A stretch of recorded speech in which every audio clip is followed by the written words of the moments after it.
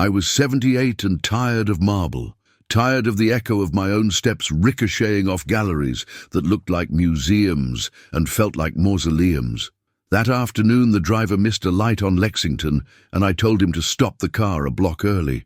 I wanted to walk the rest of the way and pretend the townhouse belonged to someone else. I wanted to arrive unannounced, like a stranger arriving at a theater before the curtain. The air was brittle with December, the kind that scratches your lungs and wakes old memories. I climbed the stone steps, pushed the door, and tasted silence. Not the silence of loneliness, but a held breath, a living hush threaded with the faintest rhythm of hands brushing air.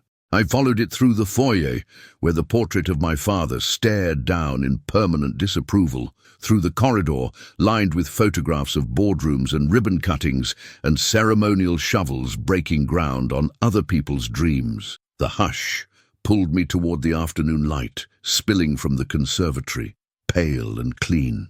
There, between the winter roses and the piano no one dared to touch, I saw my granddaughter Willow sitting cross-legged on the floor, her hair a small storm of brown curls around the halo of her cochlear processors. Opposite her sat Mara, the new cleaning lady, the woman my young wife Celeste had hired last month with the detached warmth people use for furniture. Mara's hands were talking, not waving, not pantomiming, but speaking, fierce and precise, fingers cutting meaning from air. Willow's face was lit the way children's faces light when the world finally stops shouting and starts speaking their language. They were laughing without sound, laughing with eyes and shoulders, laughing with the relief of understanding. It hit me like a cathedral bell inside the ribs. It was not pity, not pride, but something raw. A crack opened across all the careful floors I had laid in my life. I did not move. They did not see me. It felt like spying on a secret ceremony.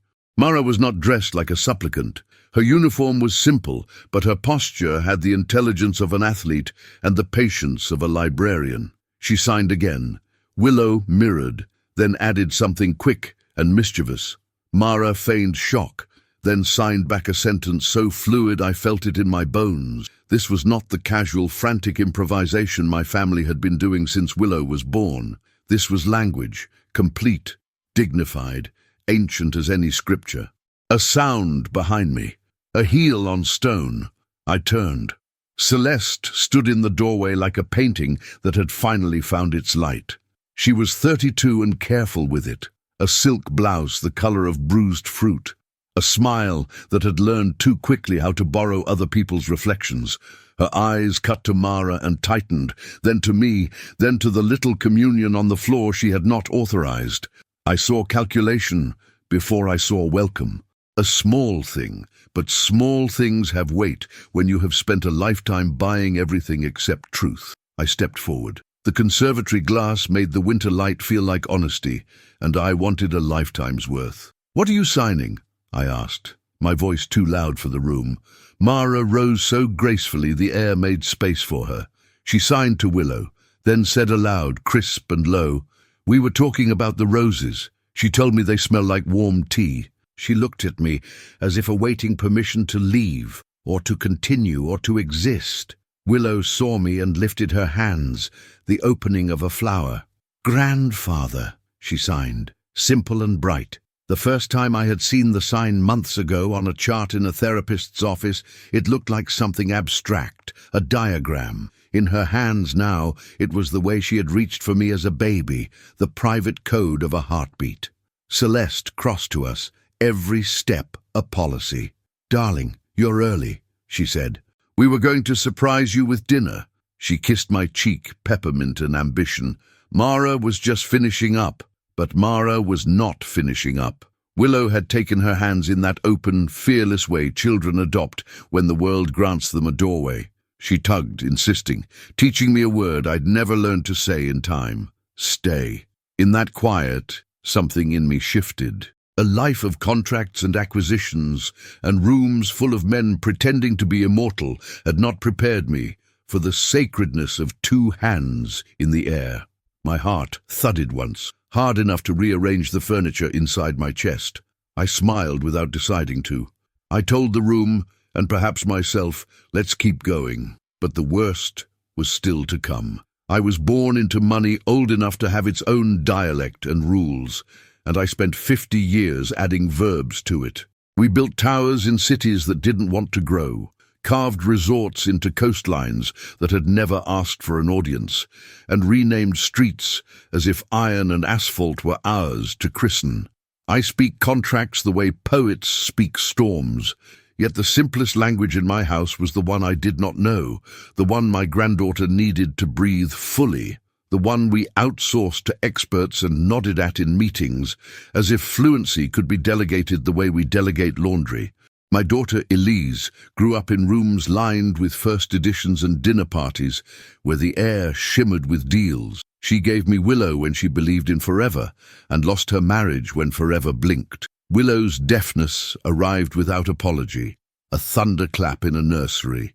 We bought devices and enrolled in therapies and hired tutors with serious shoes. We did what people like us do.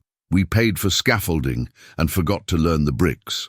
I told myself I was too old to master a new language. I told myself money could translate anything.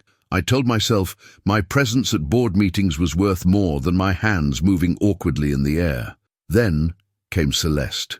I met her at a charity gala on the Hudson, where a quartet played music so tender it felt like a lie. She laughed at the right moments and asked about the wrong things, which made me feel visible. I mistook hunger for wonder. We married quickly, a private ceremony in a garden heavy with lilies. She was kind to Willow at first, in the way strangers are kind to animals, cautious, performative, generous with treats, but impatient with mess. She said she wanted a quieter house, a calmer schedule, a life we could fit on a white marble kitchen island. I believed her because belief is an old man's last vice. Since moving in, she had rearranged my days the way one rearranges a shelf of glassware. She replaced staff with polished strangers and insisted on a calendar that kept me moving like a prized racehorse. She had a talent for erasing. The old cook who knew Willow's favorite soups, gone. The driver who had taught herself basic signs, quietly reassigned. In their place came people with perfect resumes and no history with us, all of it wrapped in the language of efficiency and an app I was taught to pretend I liked. Then Mara fell into our lives like a dropped note that turns out to be the key of the song. Celeste hired her through an agency because the old cleaning team was, in her words, unprofessional, which meant they cared too much about conversation and not enough about corners. Mara arrived with a quiet smile and a resume that seemed thinner than air. Schools I did not know, references that were phone numbers instead of names. She kept her hair tied in a simple knot and moved through rooms like someone who had been taught to leave no trace. Yet in the conservatory that afternoon, she left the most important trace of all. Language, placed gently in the hands of a child who had been waiting for it. I stood there between my wife's curated disdain and my granddaughter's unguarded joy, and realized I had been living in a beautifully organized drought. I had made an empire out of controlling risk, but I had accepted a house full of small, unnecessary risks. The risk of not listening, the risk of letting someone else decide how my family communicates, the risk of believing a younger spouse's careful edits of a life she did not build. Watching Mara and Willow, I felt heat rise, shame and fury mixing like two chemicals that had been stored too close. If you are listening to me now, I need you to stay. I need you to hear what happens when a man with too much power finally chooses to spend it on the smallest, most ordinary miracle. I need you to hear the sounds a house makes when the truth pries open its windows. I am not proud of what I was before that afternoon, but I am not ashamed of the man I became because of it. If this story finds you in a room where a child's voice has been translated into absence, stay with me. If this finds you in a house where a beautiful person keeps rearranging things until you do not recognize your own reflection, stay with me. If you have ever believed you were too late to learn, too old to repair, too polished to kneel, I am asking you to keep listening, Subscribe to this journey. Follow the chapters. Every time I thought the story was done, another door opened, another secret uncoiled, another hand rose to speak. I thought the discovery of a cleaning lady who could sign would be the blessing and the ending. It was neither. It was the match. It set a fuse I did not know ran under every hallway in my life. In the next minutes, we will open doors. We will read the letters I never meant to find. We will look at bank statements that talk and portraits that lie. We will watch a brilliant child learn to fill a house with speech that doesn't need volume to be loud. Stay with me, because the afternoon I walked in early to a quiet house, I did not know I was entering a courtroom. Evidence waited in breadcrumbs and browser tabs and the hesitant tilt of a woman's mouth. Stay with me, because the first discovery was beautiful and the second was not, and both were necessary. Stay, because the next thing I heard after laughter was silence again, but a different kind, the kind that comes when someone realizes their choreography has been seen. Stay, because the worst was still to come. Celeste dismissed Mara with a smile that was all enamel.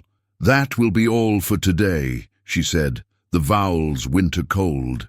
Mara bowed slightly, but Willow's hands flashed. "No, stay." She added a sign I did not know, a question shaped like a curve, and then her face folded. Fear. It was quick, the way fear is in children who have learned invisibility as a skill. It ripped me clean open. "Give them an hour," I said, my voice easy. "I want to watch." Celeste's eyes landed on me. "You have the donor dinner at 7, she said. "And we still haven't discussed the holiday in St. Bart's."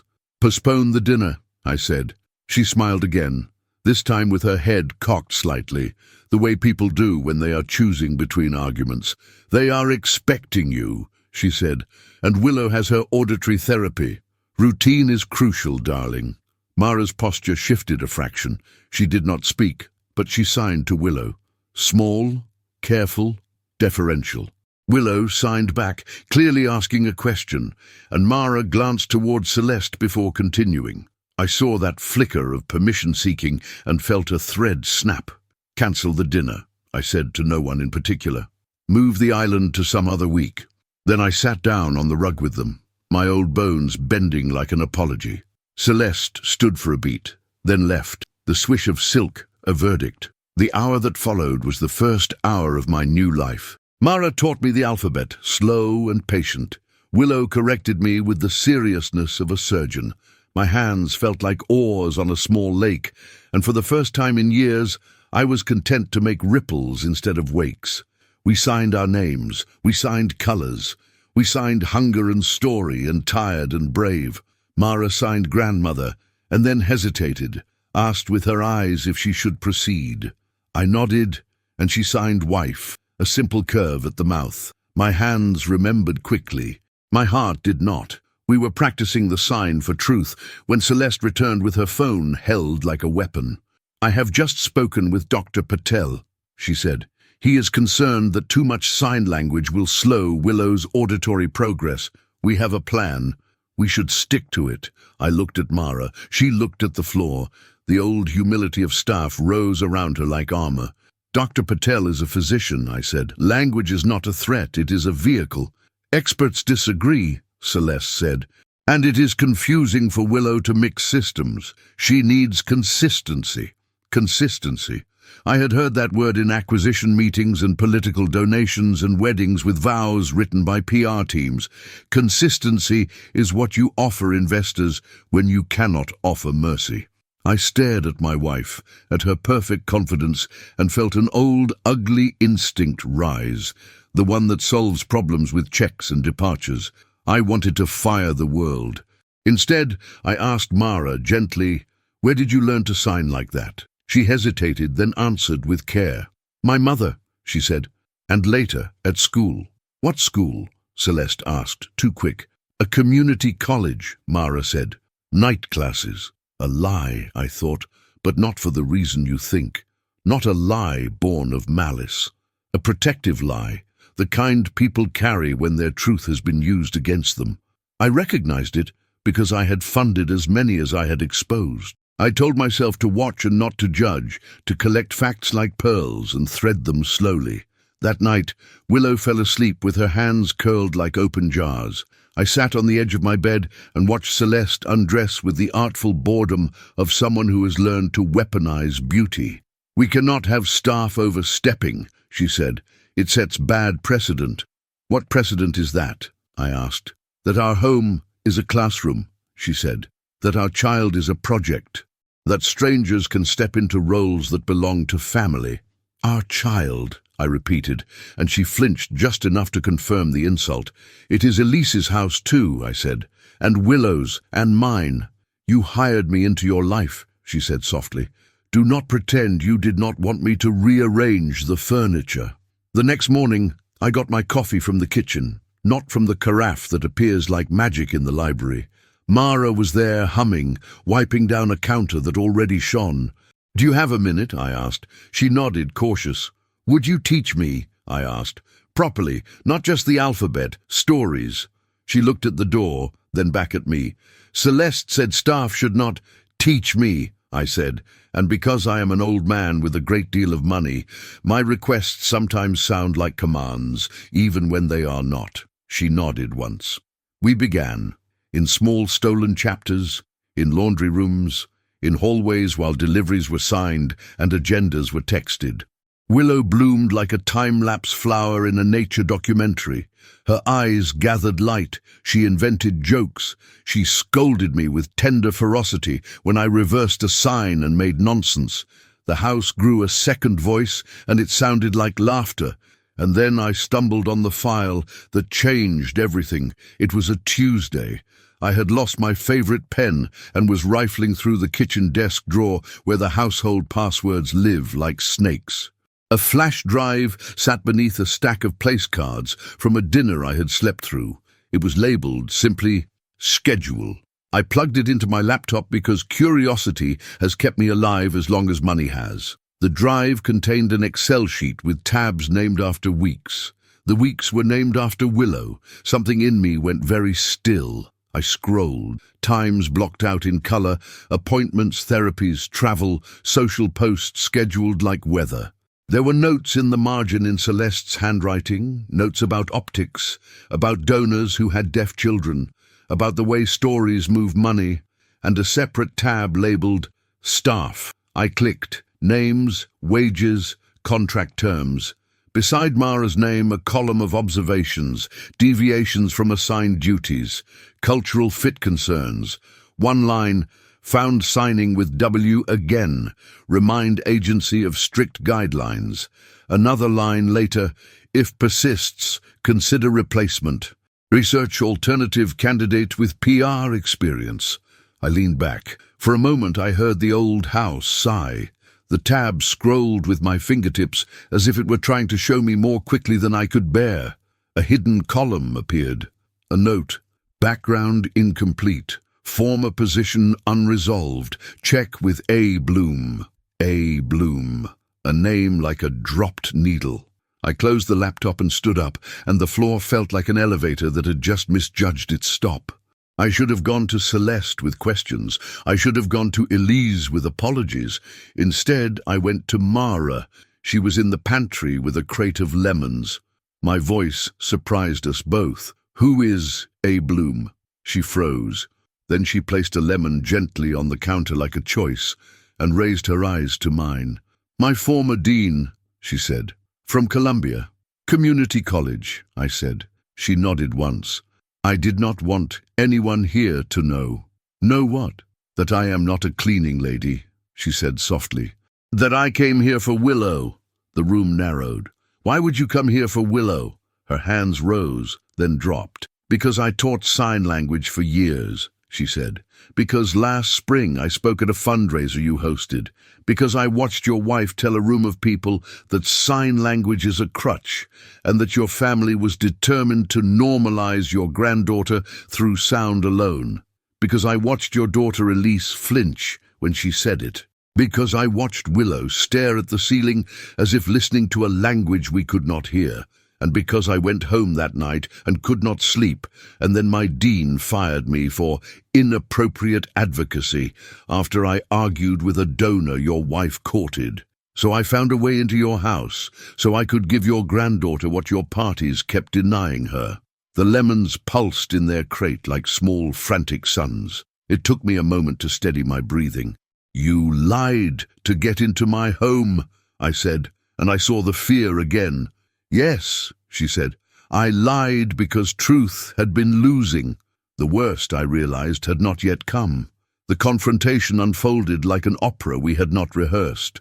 I asked Celeste to meet me in the library at dusk. The city outside turned to sequins as headlights stitched the avenues. She arrived on time, which meant she believed she could win. I placed the flash drive on the low table between us. You plan our lives like a campaign, I said. You are very good at it. She regarded the drive without touching it. Someone must be, she said. Why is Mara here? I asked.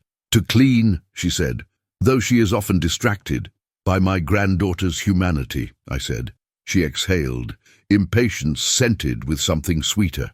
Do not weaponize sentiment, darling. We agreed on a course of treatment. We agreed on what you presented as consensus, I said. But you curate consensus the way other people curate art. Did you speak for me to Dr. Patel? Did you tell him I opposed sign? I told him the truth, she said.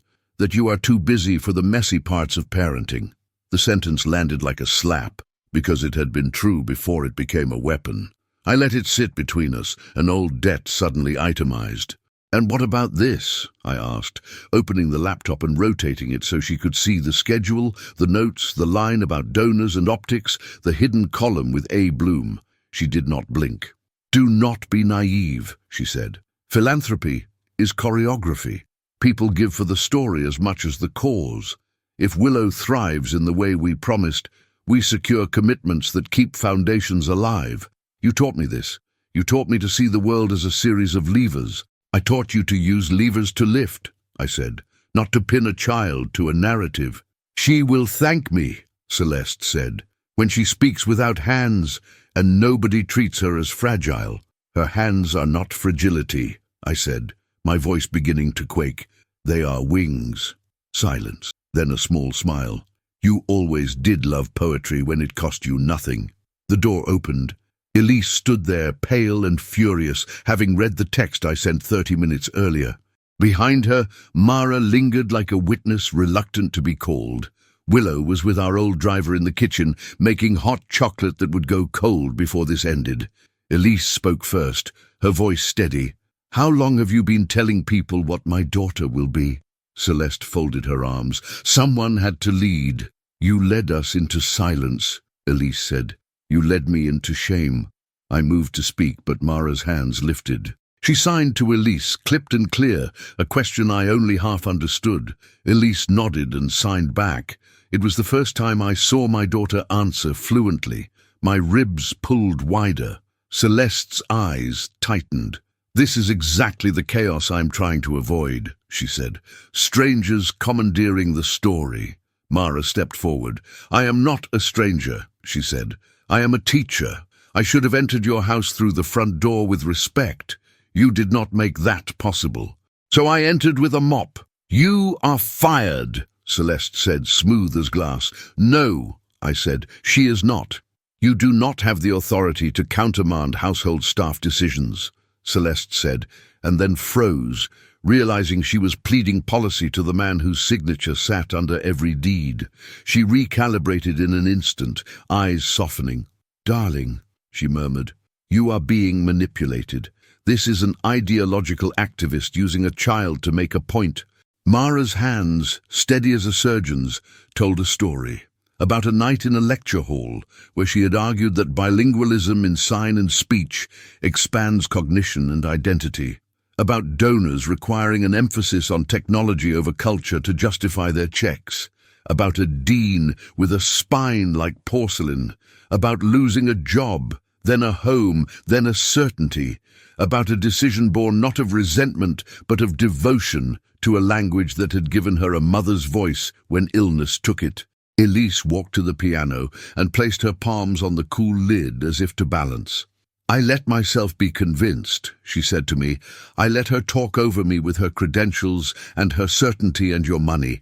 I forgot my own instincts. I am sorry." I moved to her and felt us both grow heavier and lighter at once. "I am sorry," I said, and the words poured out like a relieving storm. "For the years I let other people schedule what love should have scheduled." Celeste's mouth hardened. "We can still correct this," she said. "We can release a statement about our renewed commitment to the auditory program and transition the staff. The gala next month can feature a pediatric neurologist who will—" "Stop," I said. "Please, for once in this house, stop." The clock on the mantel ticked like a judge scribbling notes. The room held every portrait of every stern ancestor who had built something and forgotten someone. I looked up at my father's gaze, then at my wife's, then at the women who would define the rest of my life. I made the simplest, most radical decision I had made since I was 20 and chose honesty over speed in a bid no one thought I could win. "Mara," I said, "would you stay, not as staff, as Willow's teacher, and mine?" She looked to Elise. Elise nodded. Tears made her eyes huge and clean. "Yes," Mara said, and signed the same word, and it felt as if the walls breathed for the first time. Celeste laughed, one precise note. "You will regret this," she said. "You think this is about language. This is about me protecting what you built. Without me, you will be devoured by the same wolves who pretended to admire you when you married me." "You protected an image," I said. "I'm choosing a child." She reached into her bag, pulled out a folder and slid it onto the table. Inside were printouts of bank transfers, wire memos, money moving in circles that made me dizzy, payments to consulting firms that did not exist, a shell company with my name attached by proximity, one step away from illegal optics, a photo of me shaking hands with a man who had since fallen from grace and into indictment. "You want truth," she said. "Here is truth. Your reputation is a tapestry woven by hands you do not see. Pull one thread and watch what unravels." Mara inhaled, a tiny sound. Elise swore under her breath. I felt the old fear, the one I had dodged for years, by being the first to move, the first to write the check, the first to confess the smallest sin, to avoid analysis of the larger.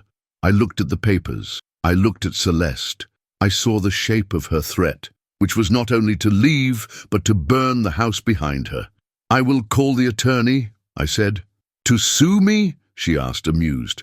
"To confess," I said, and the room sharpened. "To separate, to disentangle what you built with my name from what I will build with my hands." She stared at me for a long moment, and understood that the variable she had miscounted was not money, but will. She closed her bag slowly, precisely. "Then you force my hand," she said, "and you will not like where it lands." The door to the library swung inward on a soft click. Willow stood there, small and straight-backed, her processors like tiny moons. She looked from face to face, read the weather, and walked to the center of the room. Then she raised her hands. She did not look at Celeste. She looked at me and at her mother and at Mara. She signed 3 words with such certainty the air hummed. "Family chooses language." Celeste's face broke for the first time, not into tears, but into something more dangerous. Contempt, sharpened by hurt. "This is manipulation," she said. "By all of you." "No," I said. "This is us speaking." Outside, the city pressed its ear to the glass. Inside, the opera hit its note. I called the attorney. I called the board chair. I called the donor who had taught me to launder regret through generosity. And then I switched off my phone. The house held its breath. The next move would define us, but the worst and the best were still to come. The weeks that followed were both courtroom and classroom. Lawyers arrived with brittle smiles and pens that clicked like beetles. The scandal Celeste forecast tried to bloom and shriveled in the light of preemption. I told the truth loudly, so quietly no one could turn it into theater. We separated with a choreography as elegant as an autopsy. She took some friends whose invitations I no longer needed. She left a silence in the house that made room for music. Mara moved into the guest suite Elise had always avoided because it felt like a hotel. Within days, it felt like a home. The kitchen, once sterile as a showroom, acquired chipped mugs and a wall calendar crowded with little drawings. The island that had hosted strategy sessions now hosted lessons. We signed while bread rose. We signed while winter turned to a hesitant spring, and the conservatory filled with green, the way lungs fill with air. I learned that language reshapes the body. My shoulders softened. My patience lengthened. Willow taught me jokes that function only in the air. She taught me the elegant profanity of teenagers and the poetry of silence. She began to read at a speed that surprised her teachers because her brain, bilingual, was building bridges in places where other children built exits. Elise glowed with the relief of a parent whose instincts had been restored to authority. One afternoon, Willow asked to visit the river. We walked along the Hudson while joggers carved the wind and barges moved like tempered determination. She pointed at the water and signed story. I told her about my father, about the way he loved ships and hated vulnerability. I told her about my mother's hands, soft and competent, always working, always telling the truth before her mouth did. I told her about the first deal I felt in my teeth and the last one that left me bored. She listened with her eyes. When I finished, she signed Grandfather Brave in a way that made the word a blessing. In March, we held a small gathering in the conservatory. Not a gala, not a fundraiser, a conversation. We invited families from the neighborhood who had children like ours, and we invited teachers who had been thanked less often than they deserved, and we invited no donors who wanted their names on anything. Mara spoke about bilingualism with a quiet fire that warmed the room. Elise spoke about shame and how it dissolves when you replace it with a craft. Willow signed a poem and then, with the fluid code switching of a child who refuses to be less than full, spoke a few lines aloud, not to prove anything but to inhabit both rooms of her house. People cried, without apologizing. We passed plates. The air felt thick with something new, heavy and buoyant at once. Not hope, not yet, practice. Celeste did not disappear. People like her never do. They reappear in articles about reinvention and speak on panels about resilience. She sent me a letter once, on heavy paper, telling me that when the dust settled I would see she had saved me from myself. I filed it with the warranties for appliances we no longer owned. I wished her the freedom to align with something other than an audience. I wished myself the discipline to stop rehearsing the conversations we would never have. A year later, on an April morning sweet with rain, Willow stood on a small stage in a school gym and performed a story about a girl who teaches her grandfather to fly without leaving the ground. She signed most of it, spoke some of it, and let silence carry the rest. When she finished, the room erupted with the kind of applause that feels less like noise and more like agreement. She found me in the crowd and signed the word for always. I signed it back, and my hands, once clumsy with power, knew exactly what to do. If you have been here with me, if you stayed through the messy rooms and the sharp edges and the legal briefs and the rivers, then you know the lesson is not pretty. It is not about villains and saints. It is about choosing language over image. It is about learning publicly. It is about refusing to let beauty become anesthesia. It is about a child whose first fluent sentence in any tongue was not a plea, but a declaration. Family chooses language. If this story stirred you, if it made you see your own rooms differently, I am asking you to keep walking with us. Subscribe. Share.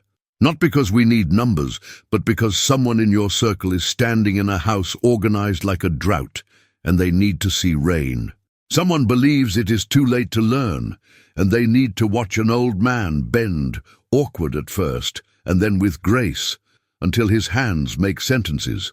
Someone is telling a beautiful, dangerous story about normal, and they need to hear a child laughing in a language that does not ask permission. Stay with us.